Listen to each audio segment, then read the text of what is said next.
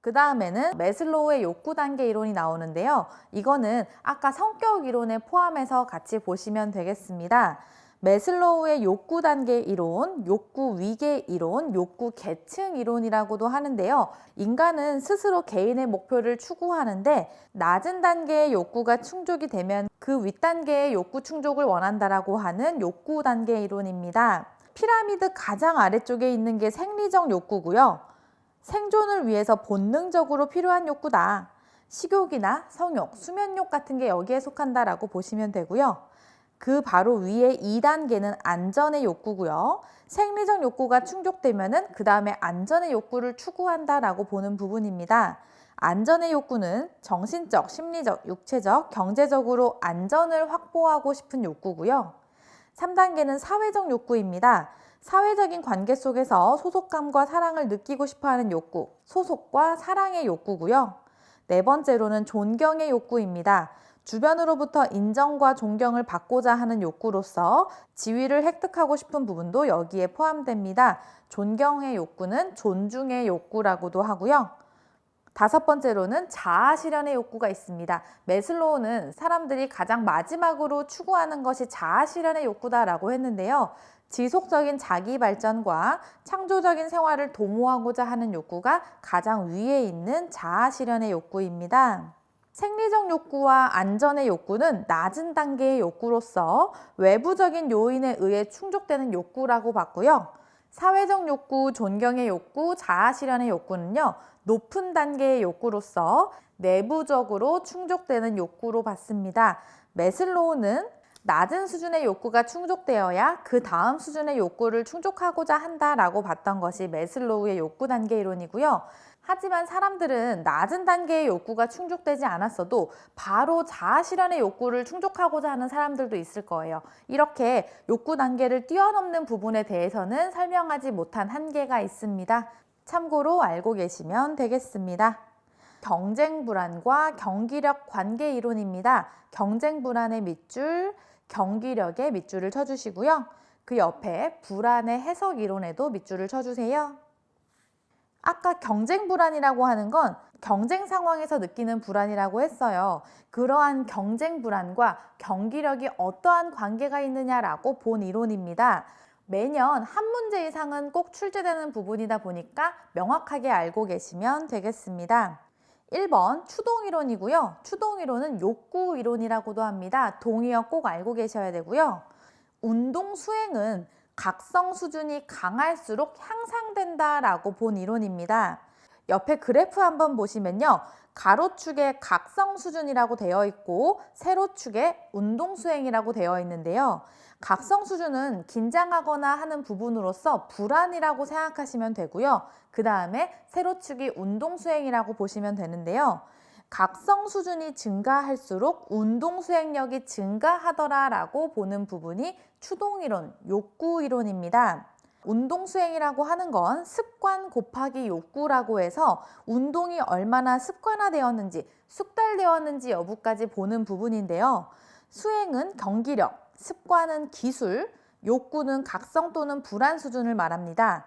선수가 습득한 기술은 체득된 습관이라고 볼 수 있으며 욕구는 시합에서 잘하는 동기 요인으로서 욕구가 높아질수록 각성 수준이 높아진다고 봅니다. 이 이론에서는 선수가 습득한 기술, 체득된 습관이라고 하는 건 기술이 습관화되고 숙달된 부분을 얘기하는데요. 이렇게 습관적으로 운동 수행을 하는 사람이라면 불안 수준, 욕구 수준이 높아져야 각성 수준이 높아지면서 운동 수행력이 높아진다라고 본 이론입니다. 밑줄 치실 부분은 바로 밑에 줄, 각성과 수행의 관계를 직선적 비례 관계로 봤다. 이 부분에 밑줄을 쳐주세요. 각성이라고 하는 건 아까 가로축에 있었던 부분이고요. 수행이라고 하는 건 운동 수행이었죠. 이러한 각성과 수행의 관계를 직선적 비례관계, 이렇게 대각선으로 증가하는 그래프로 본 부분이 추동이론입니다. 운동 수행은 각성 수준이 증가할수록 향상된다. 각성과 수행은 직선적 비례관계다. 이 부분을 꼭 알고 계시면 되고요. 두 번째로는 역류 가설 이론입니다. 동의어로는 적정 각성 수준 이론이라고도 하고요. 적정 수준 이론이라고도 합니다. 별표 쳐주세요. 각성 수준이 낮거나 높은 경우에는 경기력이 저하되고 적정한 수준의 각성이 운동 수행을 극대화시킨다고 봤습니다. 특정 지점까지의 각성의 증가는 수행력을 증가시키지만 이후의 지속적인 각성의 증가는 수행력을 저하시킨다라고 보는 이론입니다. 첫 번째 줄 설명에서 각성의 수준이 낮거나 높은 경우에는 경기력이 저하된다고 했죠. 칠판 한번 보시면 각성 수준이 낮은 부분, 이 앞부분과 이 뒷부분에서는 운동 수행력이 낮다라는 얘기인 거고요. 적정한 수준의 각성이 운동 수행을 극대화시킨다. 이 얘기가 이 부분을 얘기하고 있는 겁니다. 각성 수준이 낮을 때도 운동 수행력이 낮았고 각성 수준이 너무 높아도 운동 수행력이 낮아졌지만 적정한 수준의 각성은 운동 수행력을 극대화시킨다라고 보는 이론입니다. 아까 봤던 추동이론, 욕구이론은 직선 상태의 그래프였고요. 두 번째로 본 이론은 곡선 형태의 그래프다라는 특징까지 알고 계시면 되고요. 각성 수준이 과하게 높은 단계, 이 뒤쪽에 있는 단계는 과각성 단계라고도 봤습니다. 역류가설 이론의 설명 세 번째 줄 보시면 특정 지점까지의 각성의 증가는 수행력을 증가시킨다. 여기까지는 추동이론과 같은 설명인데요. 이후에 지속적인 각성의 증가, 즉 과각성의 상태는 수행력을 저하시킨다라고 본 이론이 역류가설 이론입니다. 이 이론에서는 적정한 수준의 각성을 유지하는 것이 중요하다고 했는데요. 이러한 적정한 수준의 각성을 유지하는 데 영향을 미치는 요인 세 가지를 얘기했습니다. 첫 번째, 개인의 특성 불안 정도. 두 번째, 과제의 학습 단계. 세 번째, 과제의 난이도가 있습니다. 이렇게 적정한 수준의 각성을 유지하는 데 영향을 미치는 세 가지 요인까지 알고 계시면 되겠습니다. 역류가설 이론이라고도 시험 문제가 잘 나오지만 적정 각성 수준 이론, 적정 수준 이론이라고도 나올 수 있기 때문에 동의어 꼭 챙겨서 보시면 되겠습니다. 세 번째, 최적 수행 지역 이론이고요. 적정 기능 구역 이론이라고도 합니다. 아까는 적정 각성 수준 이론, 적정 수준 이론이었던 거고요. 최적 수행 지역 이론은 적정 기능 구역 이론입니다. 동의어 꼭 알고 계시면 되고요. 최적 수행 지역 이론은요, 역류 이론에 대한 대안으로 나온 이론인데요. 최적의 수행에 이르는 일정한 각성 수준은 없다라고 본 이론입니다. 첫 번째 줄 보시면 개인차가 매우 크다. 개인차에 밑줄 쳐주시고요. 최고의 수행을 발휘하는데 자신만의 고유한 불안 수준이 있다라고 보는 이론입니다. 개인차에도 밑줄 잘 쳐주시면 되고요. 자신만의 고유한 불안 수준에도 밑줄을 쳐주세요. 불안과 수행의 관계를 개인차로 설명했고요. 각 선수들의 상태 불안이 자신들의 적정 기능 구역 내에 있으면 경기력이 좋다라고 봤습니다. 자신들의 적정 기능 구역에 밑줄을 쳐주세요. 개개인만의 적정 기능 구역이 있다라고 보는 이론이라서 최적 수행 지역이 있다, 적정 기능 구역이 있다라고 보는 이론입니다. 각 선수에게는 개인의 최고 경기력이 발휘되는 적절한 상태 불안의 영역이 있으며 이 영역을 벗어나면 최고 경기력을 발휘하지 못하고 경기력이 떨어지게 된다. 즉 개인차가 있다라고 보는 이론인데요. 옆에 그래프 한번 보시면 가로축이 상태 불안 수준인데요. A 선수는 상태 불안 수준이 가장 낮을 때 최고의 수행을 보이고 있는 거고요. B 선수는 상태 불안 수준이 중간일 때 최고 수행 수준을 보이는 거고요. C 선수는 상태 불안 수준이 높을 때 최고 수행을 보이고 있습니다. 이렇게 선수마다의 개인차가 있다라고 보는 이론이 최적 수행 지역 이론이고요. 책에 있는 그림도 알고 계시되 참고적으로 지금 제가 칠판에 그려놓은 그림까지 알고 계시면 되겠습니다.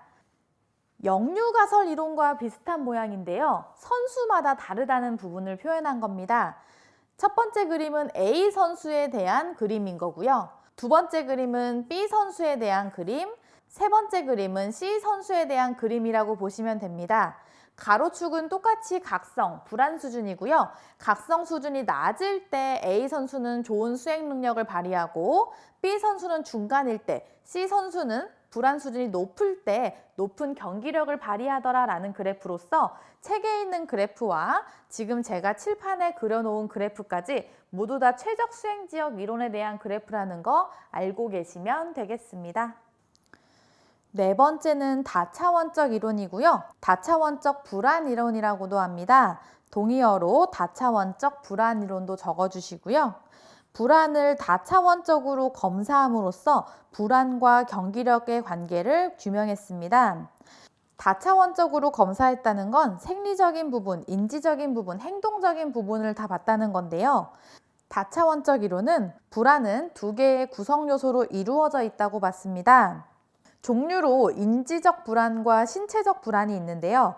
인지적 불안과 신체적 불안은 우리가 아까 불안의 종류에서도 봤었죠. 머릿속으로 나타나는 걱정과 같은 부분이 인지적 불안, 몸의 반응으로 나타나는 부분이 신체적 불안이었습니다. 이 두 부분을 나누어서 설명한 이론이고요. 인지적 불안과 신체적 불안이 상호 독립적으로 운동 수행 능력에 영향을 미친다고 봤습니다. 상호 독립적이란 표현에 밑줄을 쳐주시고요. 인지적 불안과 경기력은 부적 선형관계다. 부적 선형관계에 밑줄을 쳐주시고요. 신체적 불안과 경기력은 역류관계다. 역류관계에 밑줄을 쳐주세요. 부적 선형관계라고 하는 건 부정적인 영향을 미친다고 해서요. 점점 감소하는 그래프, 반비례 관계를 의미하고요. 역류관계는 우리가 불안에서 봤던 두 번째 이론의 그림이라고 보시면 되는데요. 다차원적 이론의 그래프를 보시면 각성 수준이 증가할수록 운동 수행이 어떻게 되느냐라고 봤을 때 인지적 불안에 있어서는 각성 수준이 증가할수록 운동 수행 능력이 저하되더라. 즉, 부적 선형관계다, 감소하는 관계다, 반비례 관계로서 부정적인 영향을 미친다라고 봤고요. 신체적 불안은 역류자 그림이 그대로 되어 있다 보니까 신체적 불안은 역류관계다라고 보시면 되겠습니다. 이렇게 다차원적으로 검사함으로써 신체적 불안과 인지적 불안을 구분해서 보는 이론이 다차원적 이론입니다. 자, 여기까지 먼저 한번 보시면요. 경쟁 불안과 경기력의 관계를 보는 이론들이었어요. 그 중에 지금 4가지를 보신 건데요. 불안이 수행 능력에 어떠한 영향을 미치는지 이론마다 다 주장하는 부분이 다릅니다. 첫 번째 이론은 추동이론, 욕구이론이고요. 각성과 수행의 관계는 직선적 비례관계다. 각성 수준이 증가할수록 운동 수행 능력이 증가하더라라고 보는 게 추동이론인 거고요. 욕구가 높아질수록 각성 수준이 높아진다. 각성과 수행의 관계는 직선적 비례관계다. 이 부분까지 명확하게 알고 계시면 되는 거고요. 두 번째, 역류 가설 이론이고요. 동의어가 좀 생소하실 수 있죠. 적정 각성 수준 이론, 적정 수준 이론입니다. 적정한 수준의 각성이 운동 수행을 극대화시킨다라고 보는 이론인데요. 각성 수준이 너무 높거나 낮으면 경기력이 저하되고 적정한 수준의 각성이 운동 수행을 극대화시키더라. 특정 지점까지의 각성의 증가는 운동 수행력을 증가시키지만 이후에 지속적으로 각성이 증가하면 과각성 상태가 되면 수행력이 저하되더라라는 그래프였고요. 최적 수행 지역 이론은 적정 기능 구역 이론이라고도 했고요. 개인차가 존재한다. 자신만의 고유한 불안 수준이 있다라는 이론이었습니다. 자신들의 적정 기능 구역 내에 있으면 경기력이 좋은 이론이다라고 해서 적정 기능 구역 이론이라고 했던 거고요. 그래프는 2가지 그림으로 보셨었고요. 네 번째가 다차원적 이론, 다차원적 불안 이론입니다. 불안을 다차원적으로 검사함으로써 인지 불안과 신체적 불안을 구분해서 보는 이론이었고요. 인지적 불안과 경기력은 부적 선형관계로서 감소하는 그래프, 부정적인 영향을 미친다라고 봤고 신체적인 불안과 경기력은 역류관계다라고 보는 이론이었습니다. 이렇게 제목을 명확하게 알고 계시면서 동의어까지 완벽하게 알고 계시고 각 이론의 주요 설명을 알고 계시면 되겠습니다.